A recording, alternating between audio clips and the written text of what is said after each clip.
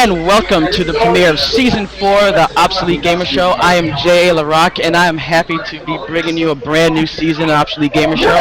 Now today, this is really special to me because as a big guy myself, I've been struggling with weight loss for a long time, and fighting different ways to lose weight by eating well, getting exercise is very important. So, it's really great to be able to talk to someone who has had that battle and has, won it and continues to succeed. So I'm really happy today to be talking to Carrie Swidecki. How are you doing today? Thank you, and thank you for having me a guest here on the Obsolete Show. We're just excited, everybody here in my hometown, to be taking part in this. This is my first Skype, Twitch, whatever you want to call a live interview. So thank you very much for inviting me to be a part of this. Sure, no problem. I mean, we always try to seek out, people who have done things not only in classic gaming, but, is interesting. And there's a lot of different ways that you can do things, and especially like when I first heard about you and I got to read your page, the different things that you did, I just said to myself, wow, this is the kind of story that I think that a lot of people should see, especially gamers, because quite frankly, there's a lot of gamers who may be obese, overweight, or maybe even if they don't look overweight, they may be out of shape just because they don't do a lot of things. And I know that, with all the fitness stuff that you do and care about, that, it'd be a great way to talk. So I guess maybe we could start there. What was the change that happened, I guess you would say, that went from when you were growing up and then you started to gain the weight and you feel that you had to make that change? Well, when I was 18 years old, I graduated from high school, and I was a 120-pound athlete, and I went away to college at UC Santa Barbara. I was on 3 scholarships. And when I went there, I was focused so much on maintaining my grades that within 6 years of graduating from high school, I went from being a 120-pound athlete to gaining 90 pounds and being obese. And I was 210 pounds when I graduated at 23 years old, plus size 18-20. And I looked in the mirror, and I didn't recognize that person anymore. And one day I'm walking past the arcade, and I see this game, Dance Dance Revolution, in the arcade. And I thought to myself, it was intriguing. I wanted to play it. And so I put some tokens in there, and I took 10 steps.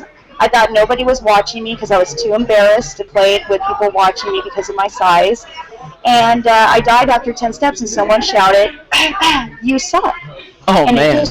It just really hit me because I was an athlete in high school, and I was also a tap dancer all the way since I was 5 years old. And that was the last straw for me. And I went home, and I was really, really upset about that. And I said, this is it. This is the day I'm going to stand up for myself. I'm done with people making fun of me because of my weight. And I absolutely loved the game. Those 10 steps hooked me in. There was something about that machine and the idea of trying to master those steps. And I kept coming back day after day after day. And I was like, I'm going to master this game. And I love the community, and as a result, I fell in love with our arcade community here in Bakersfield. They're just wonderful and very supportive. And they had local tournaments. Back 13 and a half years ago, the tournaments were really huge. There was tournaments every weekend. People were going out of town to teams, and I wanted to be a part of that. It was something exciting about it, and trying to be the first person mastering the song. And trying to take 3rd place in the local tournament, practicing hard every day. I lost 75 pounds and went down 10 sizes. And it took me 9 years to achieve my first dream. In 2009, I finally took 3rd place at a local tournament, and I won $3. Oh, man. That's awesome. And, for me, once I hit that landmark and I overcame and I achieved that first dream, I started playing in 2000. And in 2009, it seemed like everything just fell into place. It's like I overcame that hurdle of being a female gamer, obese, and at this time, I'm aging with extra gaming. In there, I started as a 23-year-old obese, shy girl, and that I seem to got this confidence now. And I was 33 years old when I finally took 3rd place. And wow. Yes, that's crazy to be chasing a dream for that long. And then I decided to go to my first U.S. DDR championship. I got my confidence, and I went to another one, my second one. And I got this email from Konami asking if I would be interested in being a demonstrator. And he sent it to everybody who went to the U.S. Championship. It was kind of like everybody who went there, they had their emails. And I didn't think they would choose me because I was a female and I was much older. I was 33. And I wrote a bio, and I said, I'm using this in my school. to fight childhood obesity. At this point, I made the connection of merging my two worlds of education and gaming, the two things that I love. I'm a second grade teacher for our fans out there who are watching this. And I wrote grants 4 years ago to start using this in the classroom. And they invited me to be a demonstrator for them at the DDR launch party in Clover City, the first one they ever had here, and I got to be a demonstrator for Konami. And then from there, they flew me out to Austin, Texas, and I demonstrated for the Entertainment Software Association, and lots of politicians talking about using extra gaming in the schools. And then they sponsored me to set my first world record, and I became the first woman at the age of 35 to hold the marathon record for Dance Dance Revolution for 15 hours at the U.S. Obesity Prevention Summit in Charleston, West Virginia. Now, how is it that you were able to actually go from seeing the arcade game, trying it, having someone yell out you suck, but still having that courage and fortitude to come back? Because I know just in general that, you know, people in general can be intimidated, shy, but especially if you're overweight and then someone says something like that. You know, how did you make that push to go back and say, I'm going to, you know, start working on this? I had just graduated from college, and so I was living with my parents while I looked for a job. I just had moved back from Santa Barbara, California, and I went home, and my mom, you know, and my parents have always kept all my trophies and awards down the hallway to my room. And when I went walking back, I went and I looked at I was a tennis player and a soccer player, and I was played sports since I was 5 years old and a tap dancer, and I looked at all my awards there in the hallway as I was walking there, and I went in the restroom. I remember I was very, very upset, and I was like, I'm done. I'm going to fight back. I used to play tennis. I used to be soccer, and I've had enough of people laughing at me. And that's just where it all came from. And I said, no one's going to tell me what dream I can live. I want to play this game. And I grew up being a gamer since I was 5 years old. And everything I loved was in that machine. It had dance. That had that instant connection. I can't explain it. When you find something you love, you just connect with it immediately. And I saw the challenge of gaming in there. I saw dancing in the format of gaming, which I loved, and the sport aspect of it. And I took the challenge, and I said, I'm going to do this. I'm going to let them know I can play this game, and that's the moment I made it right there, instantly. So once you started to see the success, you know, early on, did you see yourself as, you know, it was a mixture of trying to combine the aspect of weight loss with, you know, eventually reaching the world of records that you have? Did you see it as like a parallel course, or did one kind of take precedence over the other?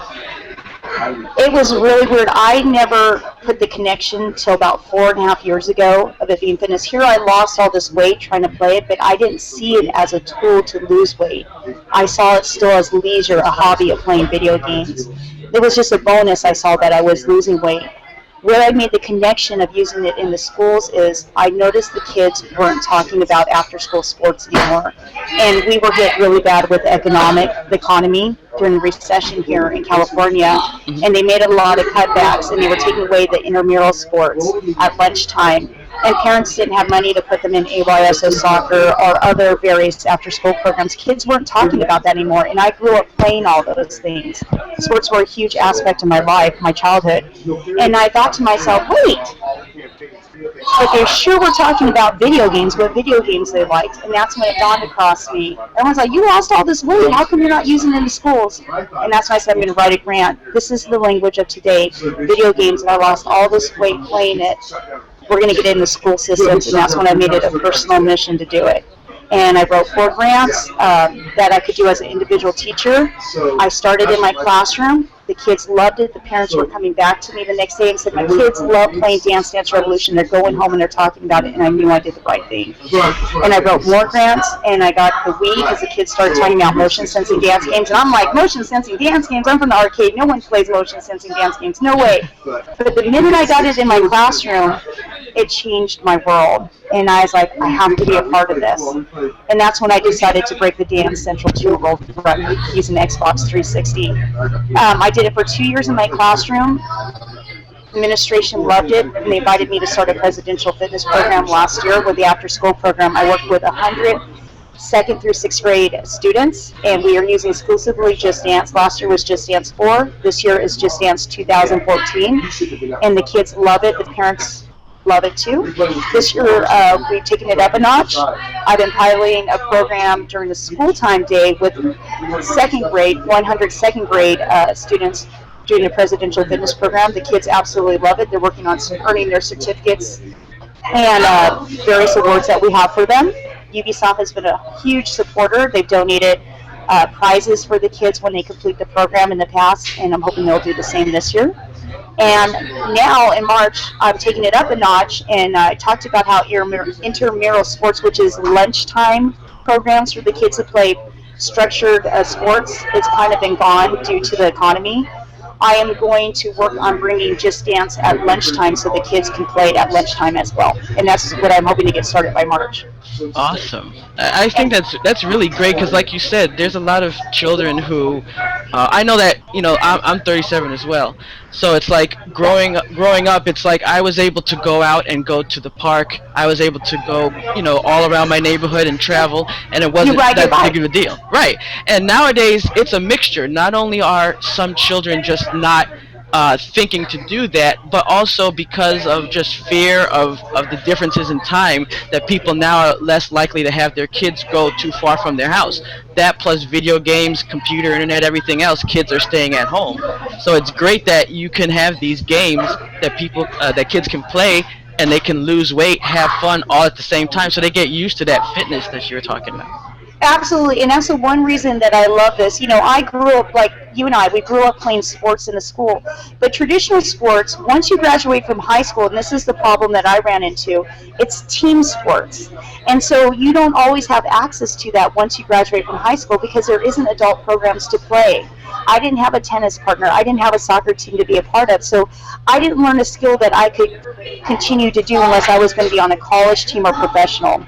So I was just sitting and reading and doing my college work so I could graduate. What I'm doing is teaching them a skill that once the school hour's in, every student has a home console at their house, a gaming equipment. Their parents are gamers too. This is the language of today. Once the school hour's in, we introduce them to the healthy side of gaming. They can go home and they can get fit with their family together because they all have it there. So it's something that once the school hour's in, they'll have access to it now at home and on the weekends and to do with their friends. So we're teaching them a lifelong skill of being healthy at their language and what they enjoy. Now, how did you go from playing it, out of just enjoyment, leisure, and then also it becoming a way to lose weight, and then moving on to world records? Because I would figure it'd be like anyone telling you, if you want to train to run a marathon just to lose weight or just to complete it, that's one thing. If you want to train to try and win and or hold a record, that's another thing. What was the steps to make that, the training to get to the point where you could do a world record?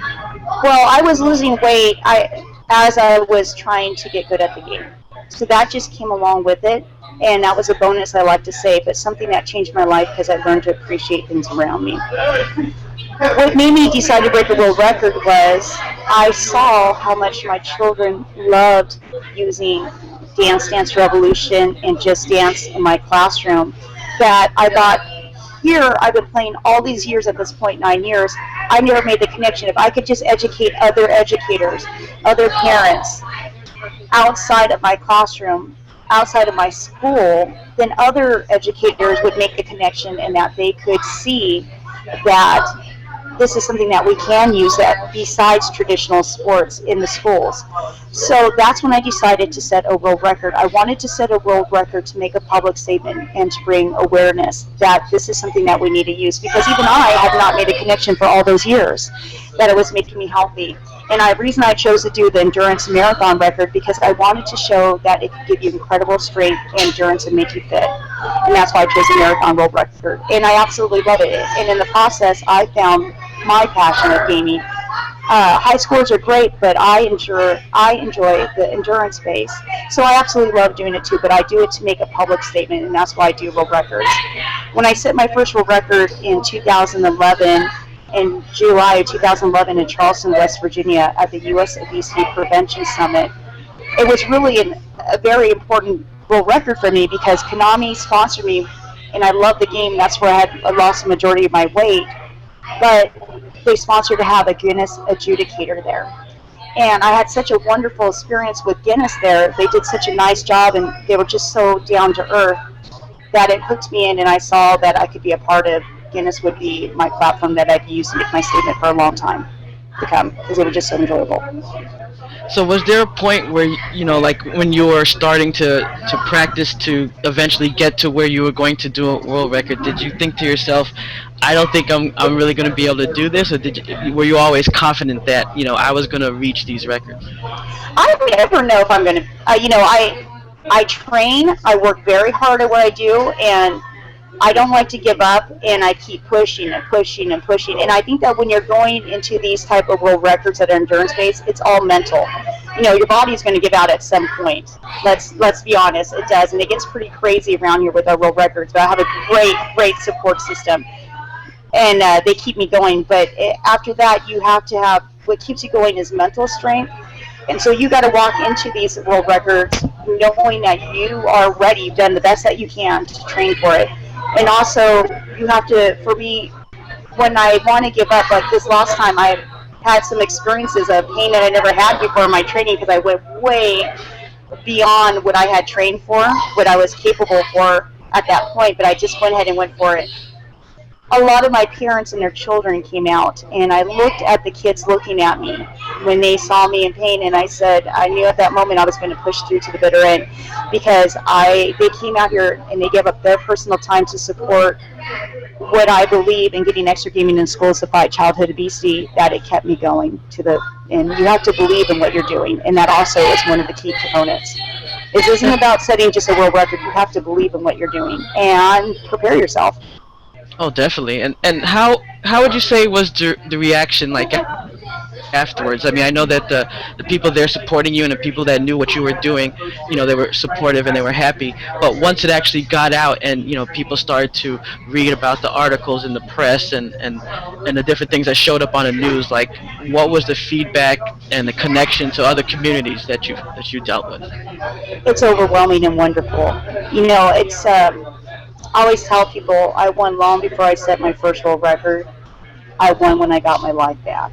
I do this for my community and for change. And every time I set a world record, it opens the door for more schools and more adults to start using extra gaming to fight obesity.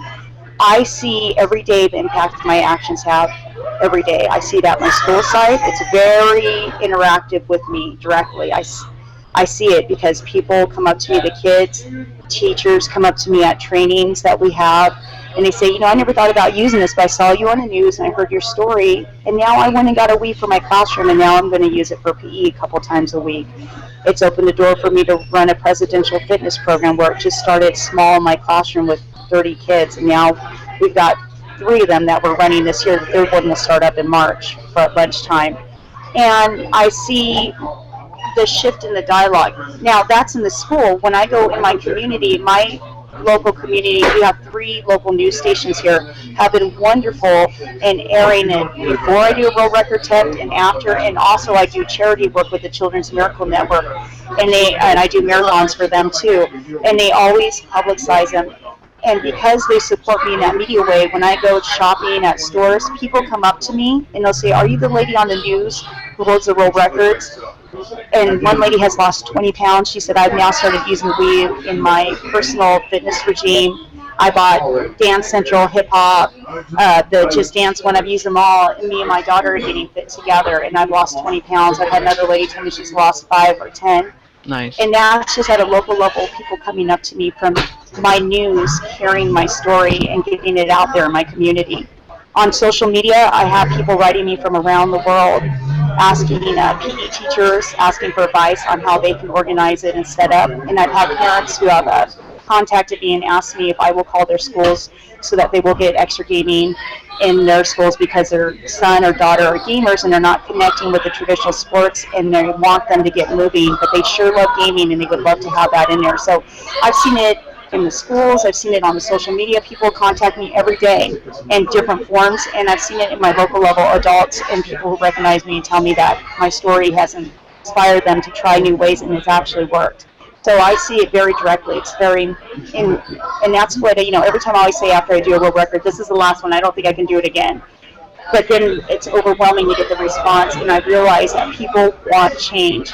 And if this is the way we have to do it, then I'll keep doing another world record until every student has access to extra gaming in the schools.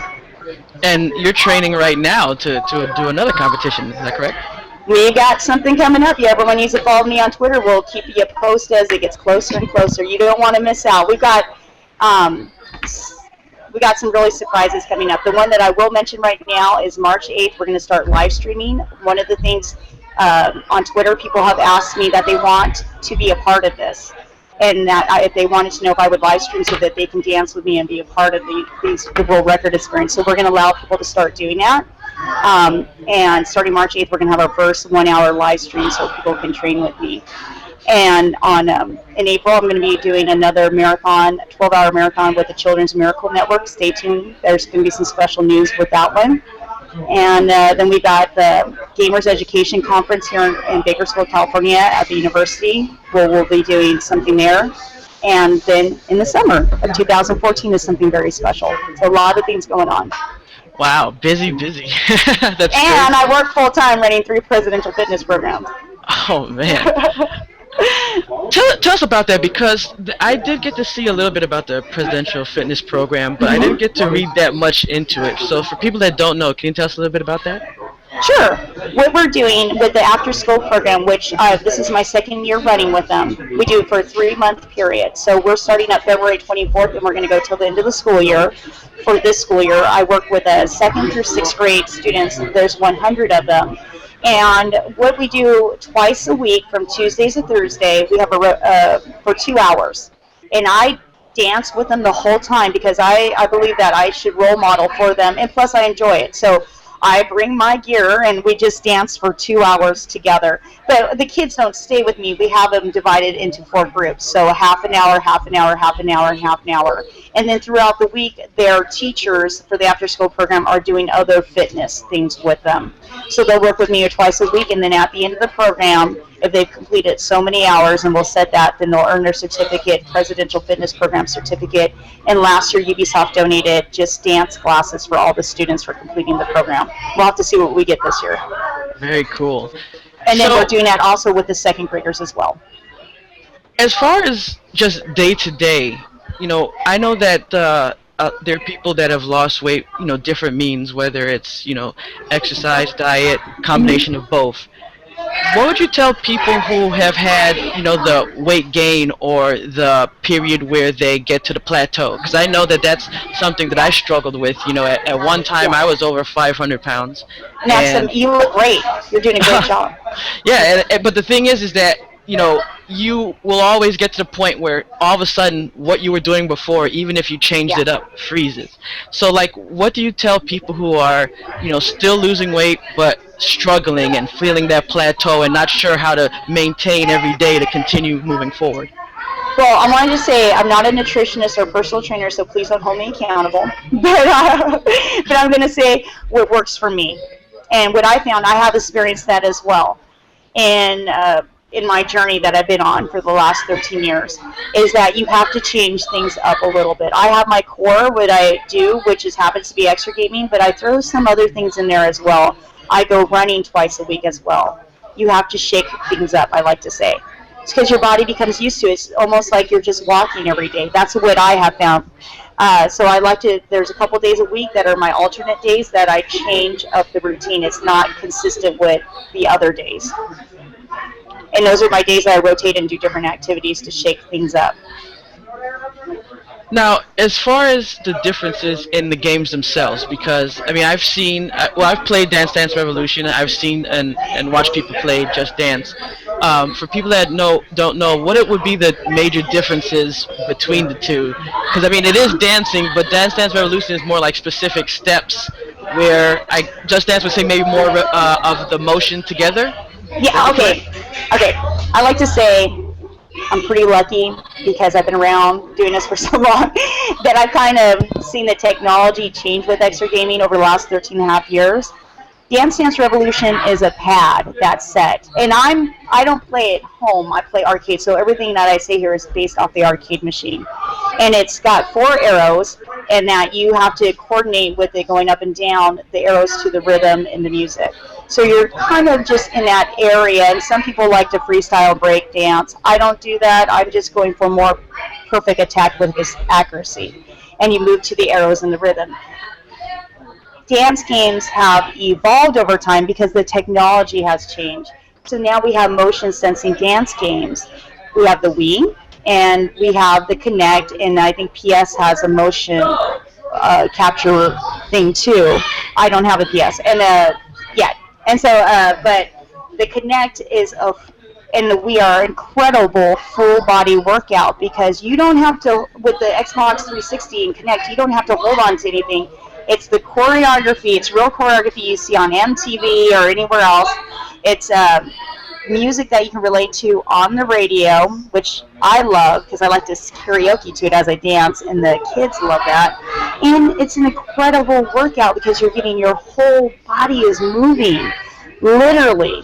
And I'll tell you, motion sensing dance games like Just Dance have put me in the best shape of my life. I just danced for 49 hours nonstop. I can get up in the morning if I want to run a half marathon without even out of breath because I train with all extra game. I've run a full marathon. One day we had a full marathon here. I woke up and I said, I'm going to run a full marathon today.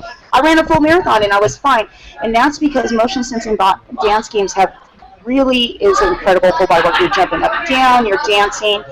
And I'm really glad that I made the switch over. I still play arcade, but I'm really glad that I bought a home console a year and a half ago, and my world's never been the same. I really love it. So how does it feel just overall being, having the Guinness World Records? I mean, it's to have multiple records. I have 5 world records right now. It's incredible. I've been working hard for the last 13 and a half years. I've never really slowed down to enjoy it, and I keep telling, please don't wake me up from this dream.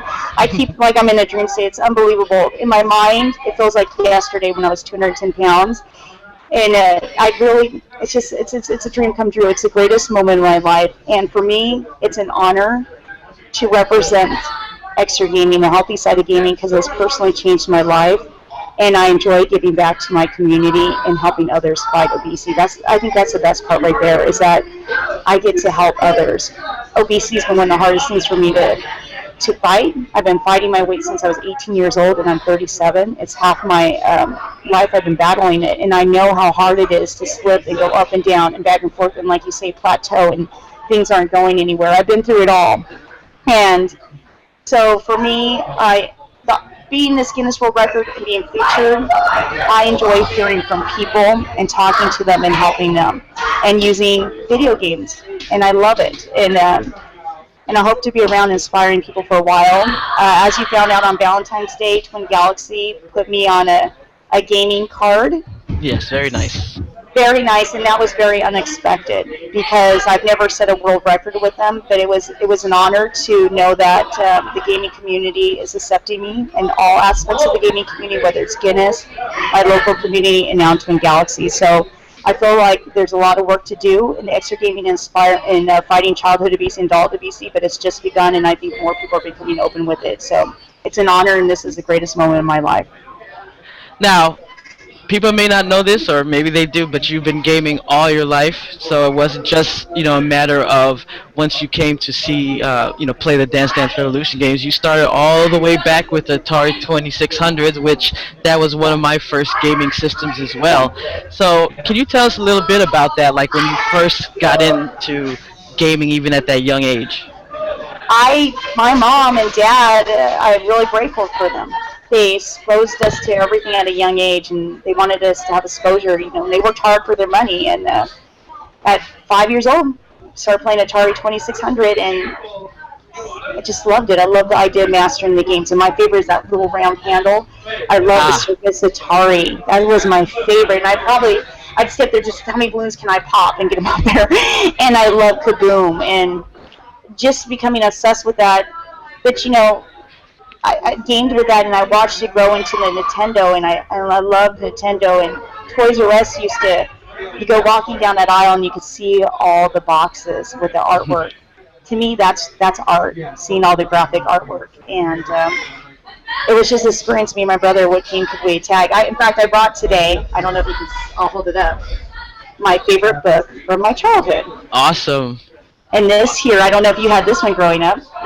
Me and my brother would study this, and we would try to master all the games because it had all the levels.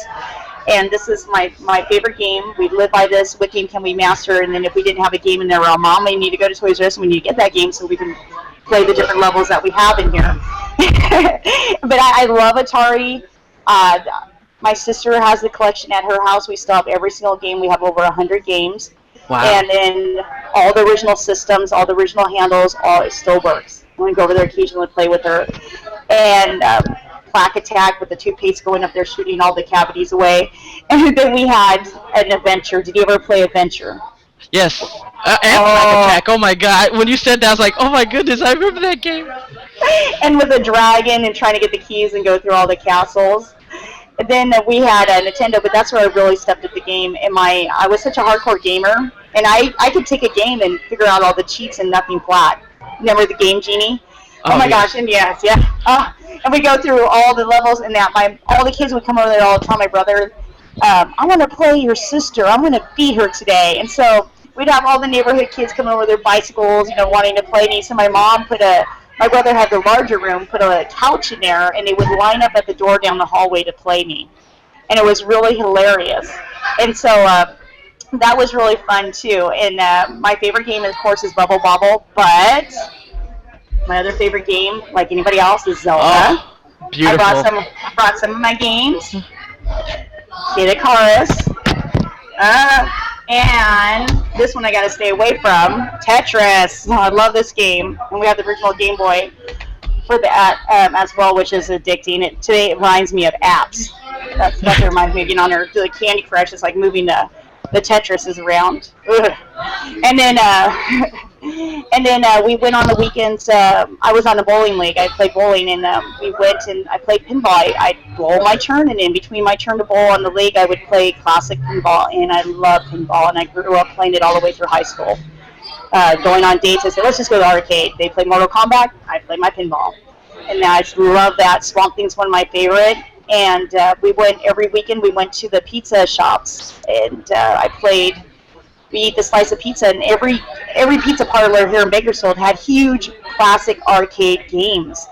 And get in there and just play against people, and people would want to play me in there because I could pick up the games really quick and move them, the strategies and stuff. So I grew up gaming my whole life. Now, when I went away to college, though, I was on scholarship, and I didn't bring any of my systems with me, and I didn't game for 6 years, but I also didn't play tap dancing, I didn't play any sports, and I gained 90 pounds, and I was very unhappy. So I like to say I came home to the arcade. It was a natural connection for me with extra gaming because it was everything I loved, and I came home to gaming, and it changed my life. Yeah, I think that's probably what happened with me as well, is that I started off, playing a lot of sports, and at the same time I got the 2600. So then it was like, oh, okay, well, I can play this sometimes, but I can still go out. And then as time went on, you started spending less time going out, more time playing these games, and then that's where the weight gain could come into play. But did you have, as far as Nintendo, besides Bubble Bobble and Tetris and Zelda, were there other games that you would say not only that you liked, but you loved to beat the friends that came over in? Super Mario. Ah, yes. All those Super Mario. I could go through those Super Mario, 1, 2, all of them. How fast can I go through it and get all the different max points, not mix anything, and also try to get some of the cheats to go through the tubes to the different levels. We would time ourselves, who could get the most and go through it the quickest. And I love that aspect of it. Kid Icarus, all of them, there's just so many great ones that I love from Nintendo. We have probably around 200. My brother has that collection. He's holding on to it. I'm the youngest, so I kind of get... My sister got the Atari. She's 5 years older. My brother's a year older, and he got the Nintendo. But I'm coming back for it. So they have them over there. So you have a collection of not only Atari 2600 games, but also the original NES games, right?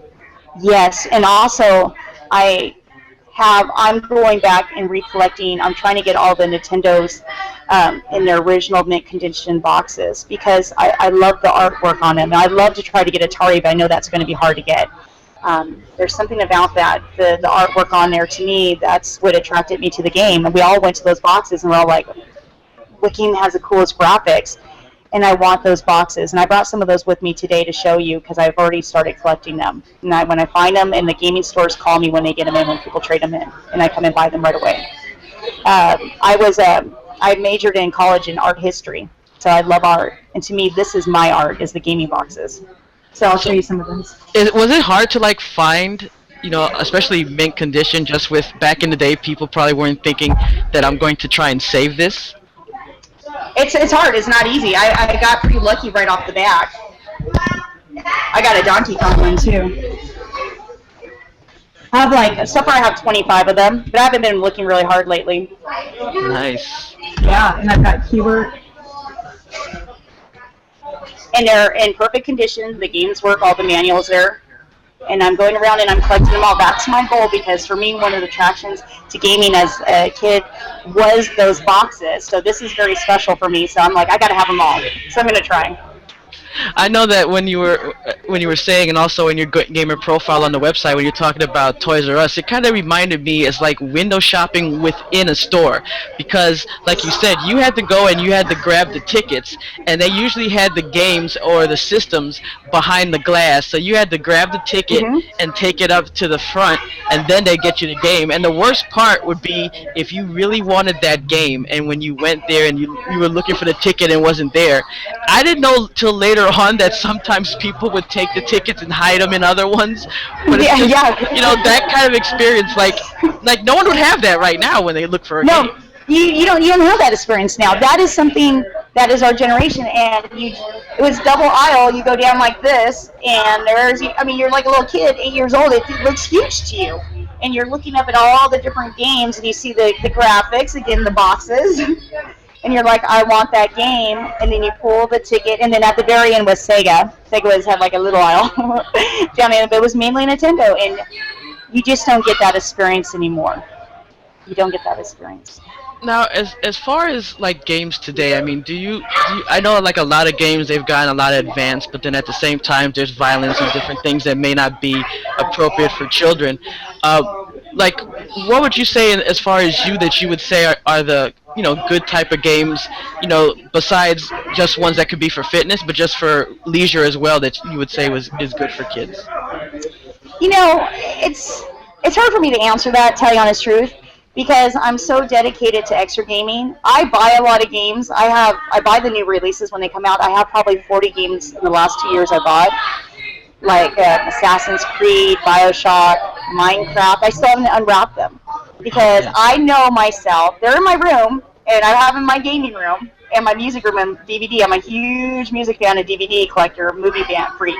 That they sit there wrapped, and I say, because the reason I do that is the minute I unwrap them and play them, I'm going to want to master them, and then it'll take away time from what I do with extra gaming.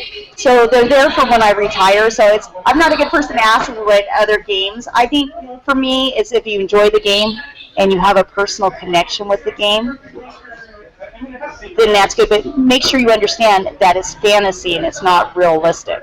That this is just that this is something that's not reality that you should use when it comes to games with more violence in them. That parents need to tell them that this is just fantasy. It's a game. It's a hobby.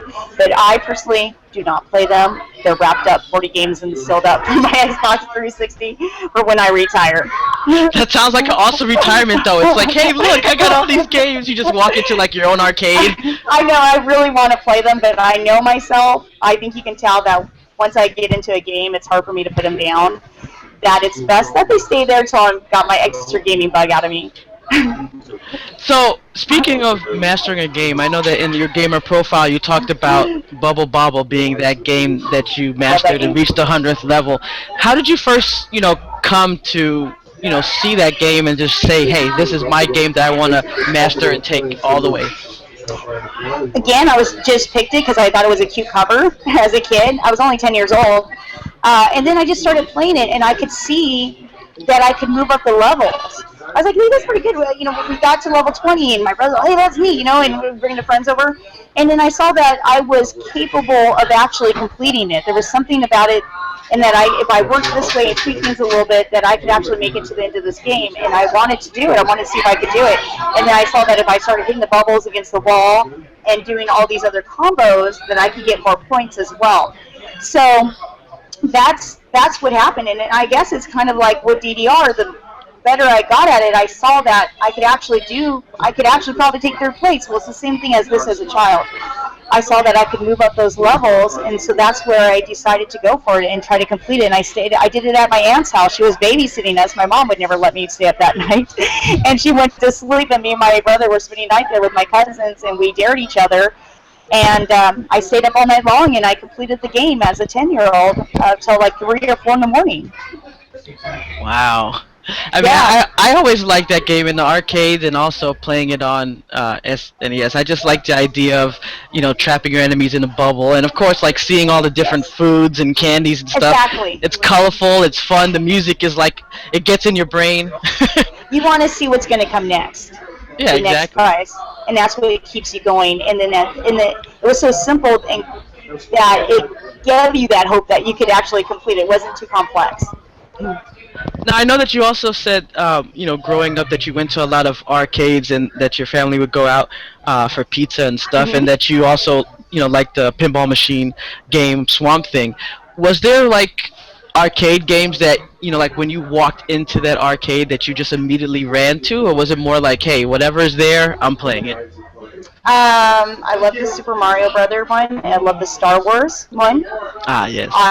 Pinball. There was one, I can't remember the name. I know it was, you probably know it. It was the one where they would throw, I know it's so bad, but I just liked it because for kids it was like, oh, we're getting a beer glass. The one where they would throw the beer down and you would try to fill it up. Oh, Tapper. Is that what it was called? Yep, they have Tapper and then Root Beer Tapper.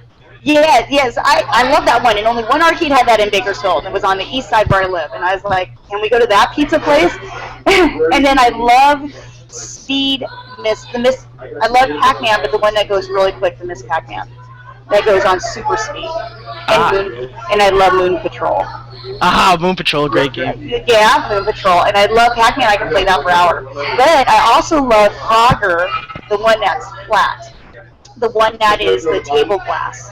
Yes. And only a few places in Bakersfield had that growing up, and I would get there immediately. Let's play Frogger. How far can I go? Because I love the aspect of being low. Yeah, I kind of, it's one of the things that's sad. I mean, yes, it's great that we have all these consoles, all these different ways to play, but there was just something about going to arcade games back in the day, and also, like you said, there were so many places that had arcade games in it, whether it was a laundry shop or a pizza place or something like that. Yeah. Nowadays, you don't have that anymore, which is kind of sad. No, you had Tron, Centipede, Hubert, all those games were there. And they were fun to play as a kid, and the ones with the little rolly ball that you had to move, and Gauntlet. Oh, I love Gauntlet on Nintendo, too. And like you said, like Tetris on a Game Boy, I think pretty much everyone that had a Game Boy had to get that Tetris. I mean, I think that was probably one of the most played games on Game Boy, even though back in the day it was that like pea soup green, but I mean it was like, that was the game to play. I just saw it's like almost people texting today, it was people playing that on their Game Boy. It's like an app. It's like an app today, basically, because there you couldn't put it down. I associate it with Candy Crush addiction.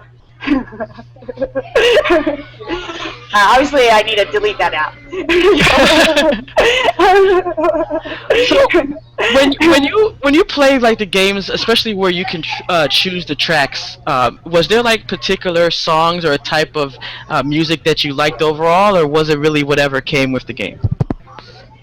The one that sticks in my mind is, of course, The Legend of Zelda. I love that soundtrack. Just the music.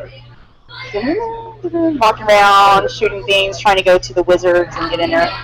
That's just my favorite that sticks in my mind. And I even bought different versions of people remixing them on iTunes because I love it so much. And on like Just Dance and Dance Dance Revolution. Are you talking about an old game or now? New? Okay. Both. Okay, both.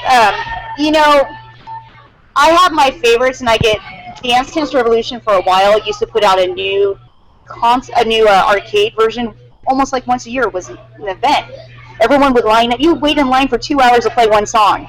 It was pretty insane, and people would bring trays uh, and they play card games, bring pizza, food, and you would eat for to play one song, then you get put your token on there and do another one. And every time I have my favorites on different editions of the Dance Dance Revolution, but it seems when they come out with a new one, they don't license it for it to come back. But my all-time favorite with Dance Dance Revolution is Captain Jack's songs.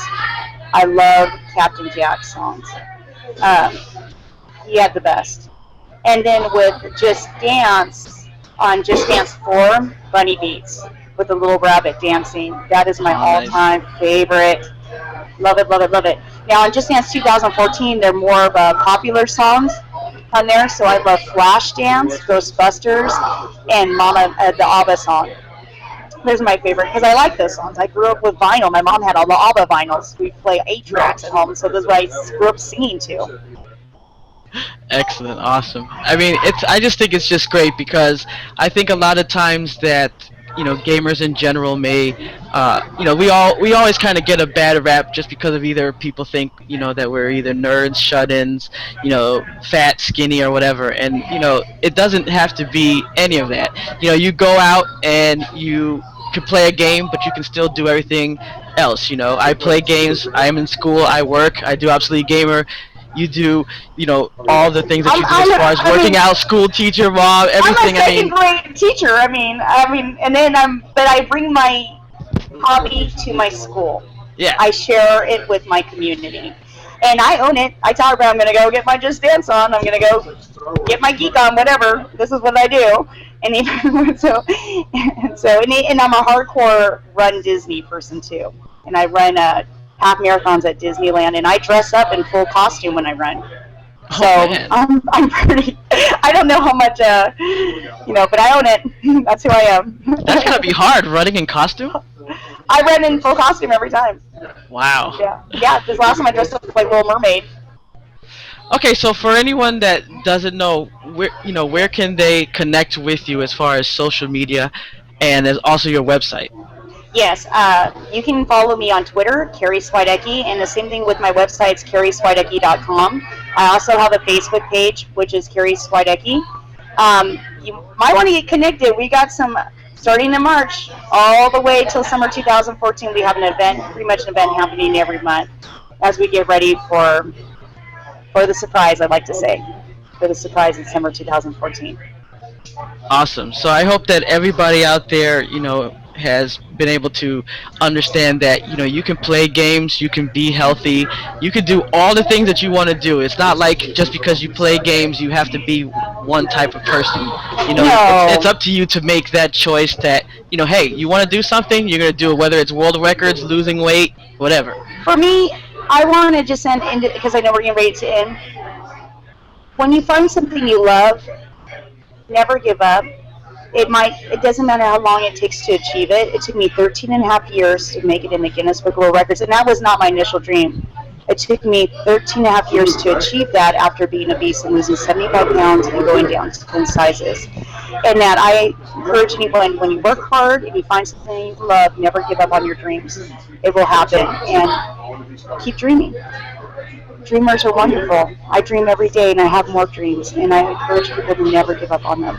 And you can do it with whatever it is, and never feel the peer pressure to say this is the way I have to look because I'm a gamer. Be who you are and be proud of it. Like I said, I'm a second grade teacher. I'm an extra gamer on the side. I'm also a runner and a Disney fanatic, and I'm proud of that. And I'm a retro gamer too. I collect.